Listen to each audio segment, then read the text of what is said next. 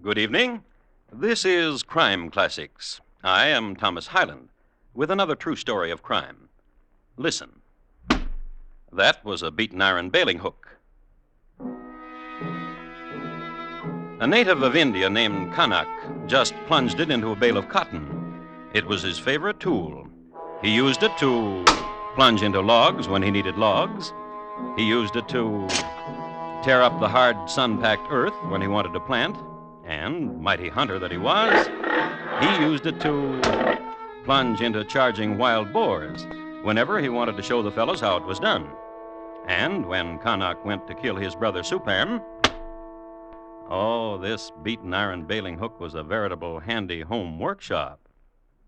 So tonight, my report to you on how Supan got the hook outside Bombay.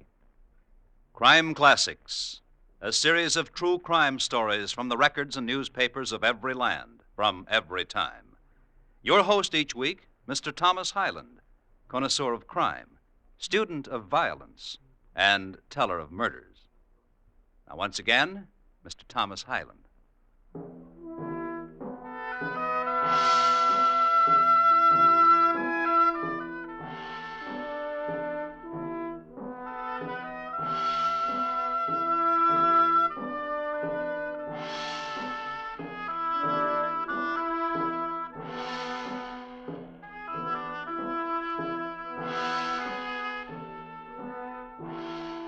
I would like to address a few pertinent remarks to those of you who may never have been in South Konkan province, India.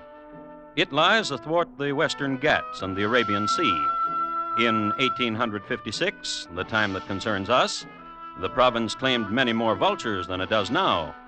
It was a place of contrasts, of beggars and marble temples, of havildars and pakasabs, of monsoon and searing sun, barren fields, jackals, pomegranates, cobra, Englishmen, fakirs, and veiled maidens, and life and death. Now, there lived in this section of the country two brothers, whose names were Kanak and Supan. And on an early April evening, they were consoling each other. Weep not for our dead father. That was Kanak, tall and well-formed, of sinew, and who could not bring himself to cry over his dead father. No, I shall not. For he was a good man and gentle, and he goes to his peace. That was Supan, brother to Kanak and younger. He couldn't cry either. See how he burns there on the Ghat. The end of a man. The just end of a man. Ashes. The last of the wood, brother. Let us together throw it upon the pyre. Together. Noble thought. Ready? Together? Now! He taught us well, our father. How to be brothers. To love each other. I must tell you something. Then I to you. Often our father would lead me to the clearing below the tent of the unveiled women, and there he would say to me, "Whatever betide, love thee, your brother, which is what I wish to tell you." Then he would pour the oil of blessing on my head and on my shoulders. And to me. Brother. Brother. Brother. Yes, brother. Our father left no will. Fret not, brother. Nor should you fret. How should I fret when our father left to me all his worldly goods and also the fertile acres near the waterfall? Huh?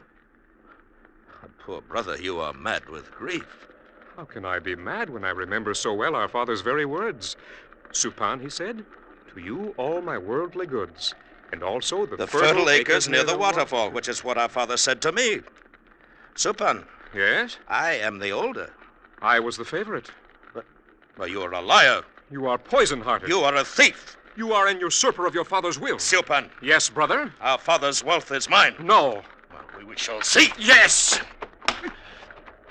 Oh, infamous one. Oh, vulture! The wealth is mine. Mine!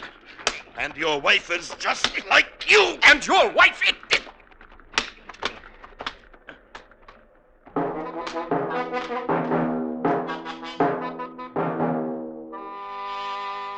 People who were cremating dear ones this evening were diverted by two fighting brothers. It was a macabre scene. Violence and a field of burning bodies. hate being shouted, names bandied about concerning each other and their wives, and so on for another hour. Then, bloodied and singed, they were separated, not by onlookers and not by mourners, but by their wives who had been told of what was going on. Come, Kanak. Do not fight with your brother. Not with your brother, Supan. Come, let us go home. And they went. And in the tent of Supan, while washing wounds, I watched. For some time before I came to you, I watched how you fought. And the dancing shadows the flames made on your body were lovely to see. Lono. Wife. But close to you now. The bruises on you. Which should heal them quickly. Lono. What of him, husband? My brother? Yes. He says my father's wealth is his. And did he tell you the other thing? What? How he covets me? Foolish. I am not one to attract? No? No. But the names he called you this night. He has guile. You tell me the truth? As long as he lives, he will covet me. He has said things to me of my hair and my ankles in such a way. He should be dead. Then we would have wealth, and no one to argue it. And the other thing, what you wanted for so long. A handmaiden. A handmaiden. A silently moving handmaiden who would clean our tent and wait upon us, who would walk in bare feet, and who would wear a jewel at her throat and hear bells to make joyous the times of her waiting upon you. Lono, Yes? this is terrible that my brother should covet you. He should be dead. Yes.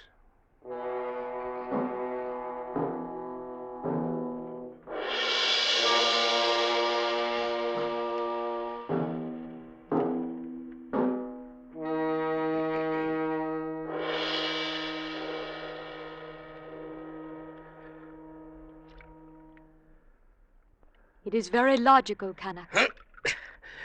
Careful how you bathe my shoulder. The pain will pass. But what has happened tonight cannot. It is very logical Always you say it is logical. What now is logical? that in some way you should arrange the passing of your brother. Huh? What do you speak of? It is written. A thing is either logical or it is written. Now what? It is written. Sons are brothers only when a father can keep them away from each other. What fool wrote that? What Gentle woman. Then listen to me. It is logical that since there is no will, your brother, your younger brother, can legally claim half of what should be yours. Well, he's done that already. That's why we've fought. And will you keep fighting and screaming at each other while the fertile acres near the waterfalls turns to weed? Or will you be rich? Huh? And if I be rich? It is logical you will be able to afford what you dearly want. Truly? A handmaiden. A handmaiden. It is written, a man's tent needs 2 women, a wife to heal the hurt and love, a handmaiden to carry goat's milk. Yes. Yes. Well, It will be pleasant to be rich. I know.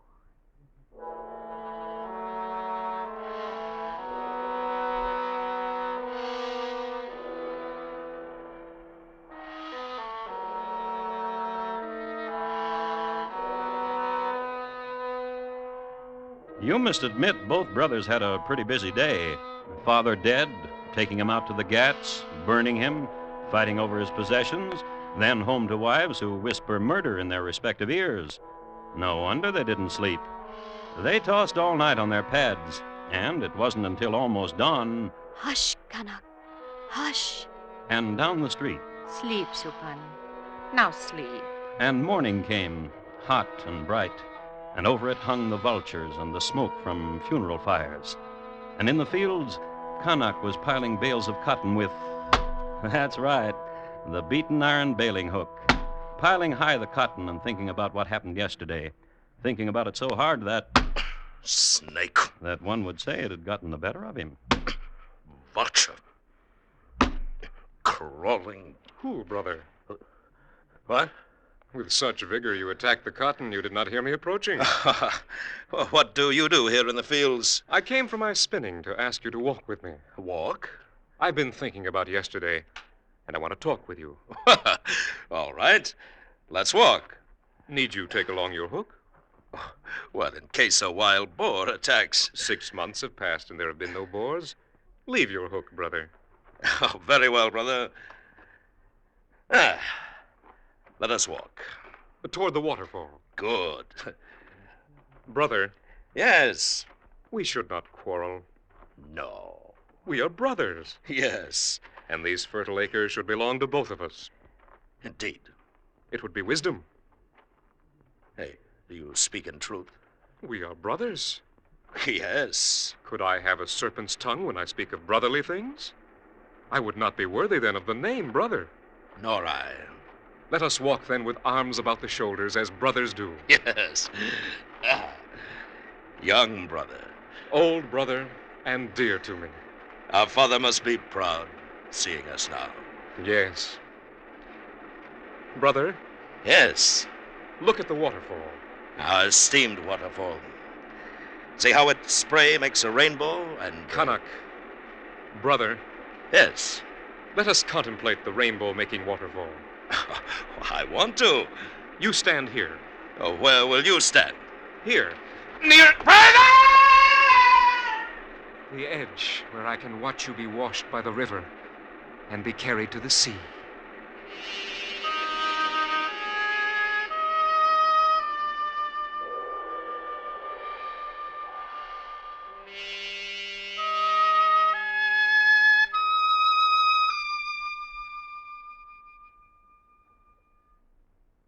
And so, to me, you are now a widow.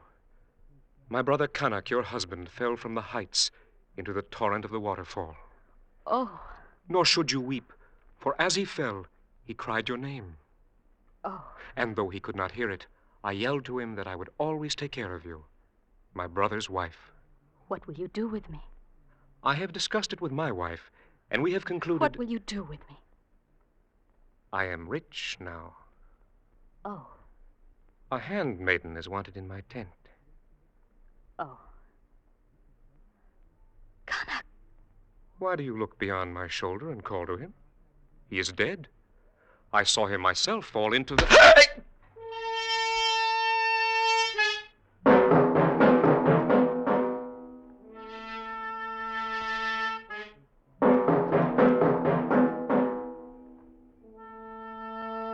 It was Kanak, all right. Beaten iron bailing hook in hand. A rather wet Kanak, but certainly not a drowned one. Not a dead one. But his brother was dead. This is known as turning the tables.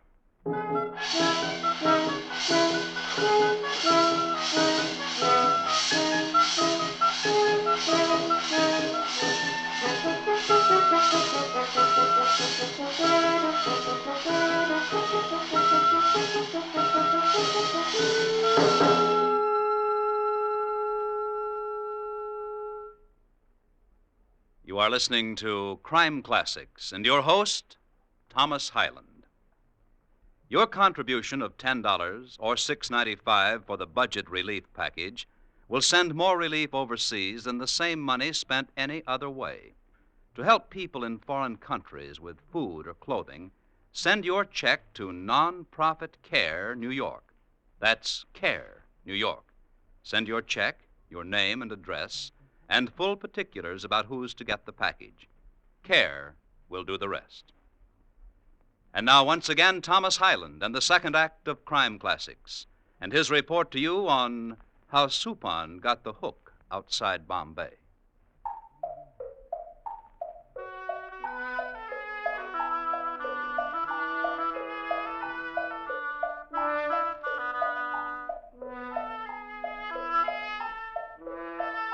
The spring of 1856 in South Konkan province, India, was a good one.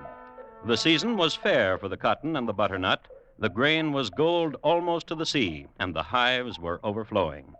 And it was this spring, you'll remember, when Lady May Smallwood appeared briefly on the pages of history to make her mark in Indian affairs, only to disappear with her secrets up the Khyber Pass with a wave and a smile never to be heard of again. And it was this spring when Kanak bludgeoned his brother to death with a hook. Now, Kanak was no fool, for, as he told his wife, If the authorities find out, they'll hang me. Then see to it that they don't. good advice. And Kanak was a man who heeded good advice. So, within an hour after he'd committed murder, he presented himself to the mayor, Have you paid your taxes, Kanak? which was always the mayor's opening gambit, for collecting taxes was the mayor's chief duty, and to this particular mayor, duty was an obsession. Good. What brings you to me? Yesterday, my father died. I know. I will inherit. You will inherit. And your brother? Today, my brother died. Oh, He knelt in the field, and a tiger sprang upon him. a tiger. A tiger.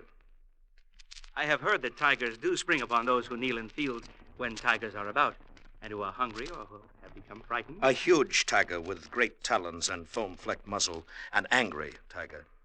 What angered him? Who knows the way of tigers? Who indeed? We were speaking, my brother and I, and my brother knelt to pick a pebble that had lodged in his sandal. Which frightened the near-passing tiger. The huge near-passing tiger. And made the beast angry. Caused him to make terrible roar. And spring. And with one blow nearly sever my brother's head. And so killed him.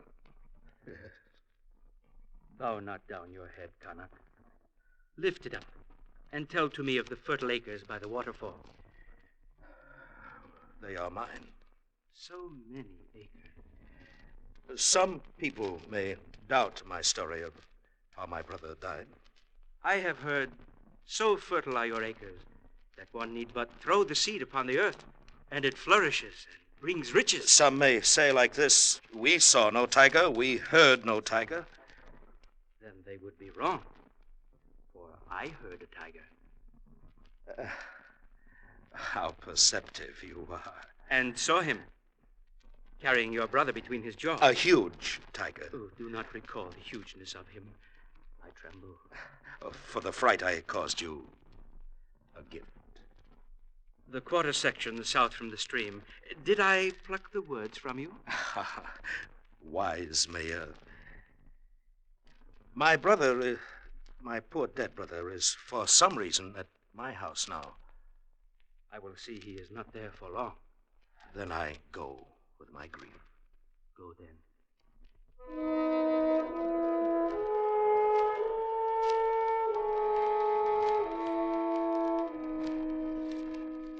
For the good of the village, according to the mayor in later testimony, that's the only reason why he'd made such an arrangement.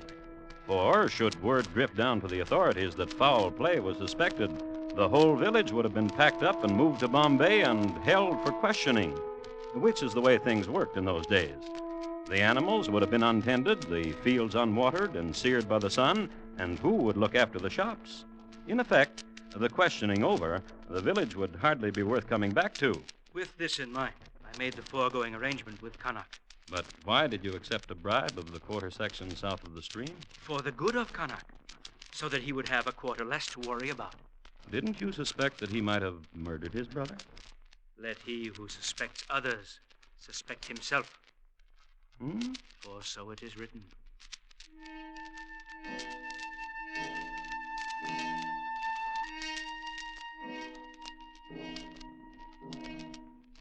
Kanak, having made an arrangement with the mayor, Kanak, had another arrangement to make. He went to the home of his brother to seek out Lono, his brother's wife. She wasn't there, so he followed the smallest footprints in the warm dust. And eventually... I did not mean to startle you, sister-in-law. The way you swooped upon me. I didn't swoop. As I washed my hair in the stream. Do it. What? Your hair in the small current of the stream. Why? Beautiful. If your brother Supan heard you speak so to me. He cannot. To speak to me so, to say I am beautiful? Do you think me beautiful? I can say so now, and your husband will not hear. How can you be sure? He is dead. Oh, A huge and hungry tiger sprang upon him. a tiger. Ask the mayor. And if I did, what would he say? That a huge and hungry tiger sprang upon your husband and killed him? Kanak, Yes. what will become of me? Poor widow. What will become of me? Now that I am rich, my tent needs a handmaiden. Oh, I have discussed it with Chumi, and she has said a handmaiden is needed. it is written a man's tent needs two. I know. Handmaiden. Yes.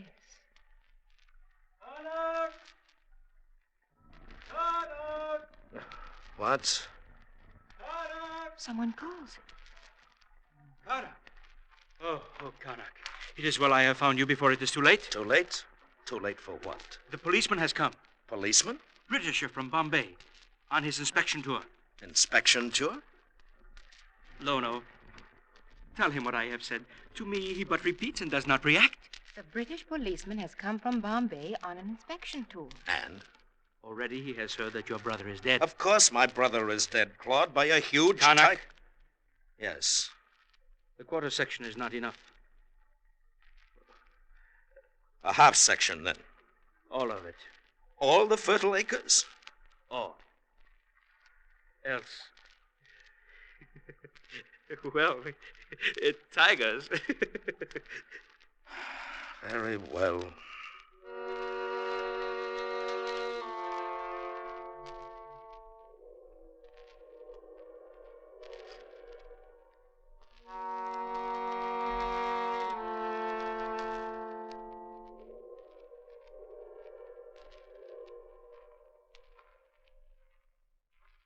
What you say is quite true, Mayor. As you will see, it was a tiger. Claw. Oh, pity. Pity. A chap who doesn't know any better but to turn his back on a tiger. How big did you say? Oh, my. The broken grass here is the path of the tiger as he carried the poor man to the clearing. Quite. Who knows about tigers? Oh, I do. Who knows about tigers indeed? I said, I did, old chap. Oh? Oh, yes, quite a studier of tigers. I am. Habitat, manners, etc. Oh, yes. What brings you to our village, Major? Passing through, old boy, just passing through. Now, what is it you wanted to know about tigers, old chap? Will you be coming back next month? Steady beggars, tigers. Major? Desert their mates when the cubs come. They're good swimmers, though. Major? It hardly ever attacks a human unless it's an old fellow. This tiger you saw must have been an old beggar. But huge. Oh, and here he is, Major. Supan, the man who was struck down by... Pity. Pity. You see here the force of the tiger's blow, the depth... Pity. Well... Yes? You make your arrangements, old boy. I've seen enough. We will mourn Supan as he burns on the ghats tonight. Yeah, I'm sure of it. Let us go back to the village then, and we will have some tea. I'll have some.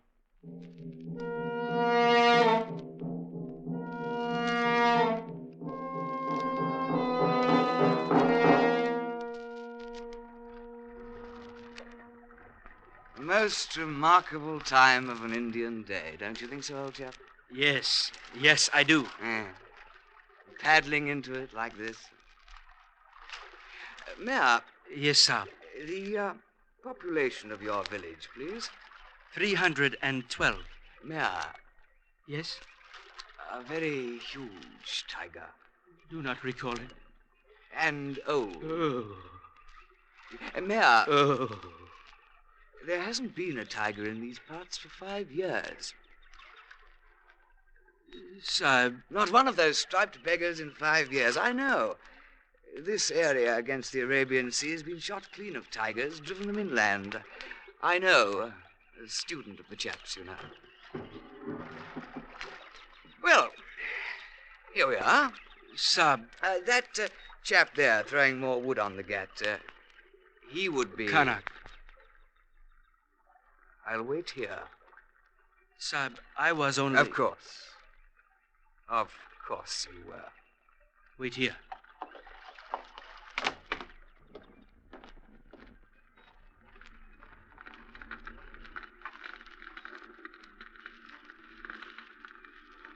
Kanak.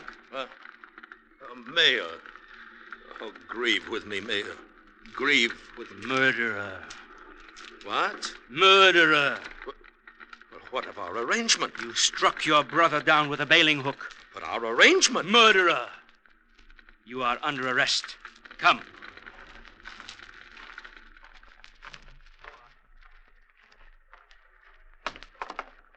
Get in. Here he is, Sab. That tiger thing, ridiculous, you know. There hasn't been one in these parts for 5 years. Went inland.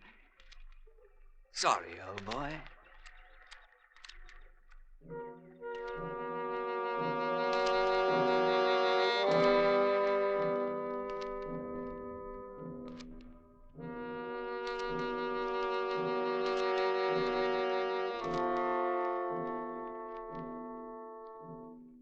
Kanak was taken to Bombay, and the rest of the village, too. So eager were the townsfolk to get back to their town that each one pointed an accusing finger at Kanak. He was found guilty. He was hanged. He was sent back to the village. He was burned on the Ghats. It is interesting to note that 3 weeks later, Kanak's wife, as she bent over to pick a pebble out of her sandal, was carried off by a tiger and eaten.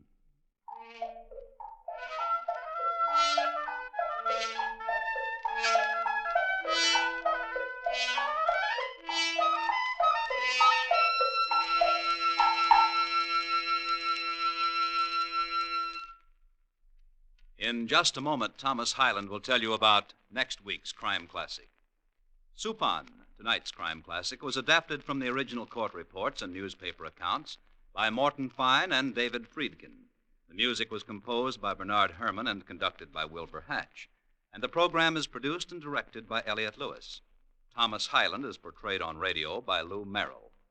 In tonight's story, William Conrad was heard as Canuck, Byron Kane as Supan, Lillian Bayef as Lono, Jack Crucian as the mayor, Julie Bennett as Toomey, and Alastair Duncan as Major Ellison.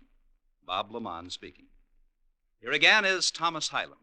We would like to thank the editors of TV Radio Life for judging Crime Classics, the finest radio crime series of 1953. Next week, Edinburgh in the year 1857. My report to you will be about a young lady who purchased enormous amounts of arsenic and an attractive gentleman who died of stomach cramps. It's listed in my files as Madeline Smith, maid or murderess. Which? Thank you. Good night. This Friday marks Arthur Godfrey's 20th anniversary on CBS Radio. And just as sure as you're born, you've got 2 chances to celebrate the big birthday with Arthur and all the little G's. During the day on their 90-minute Mirthathon, and at night on Arthur Godfrey's Digest. Yes, this Friday, it's the 20th anniversary of a great entertainer at the Star's address, Arthur Godfrey.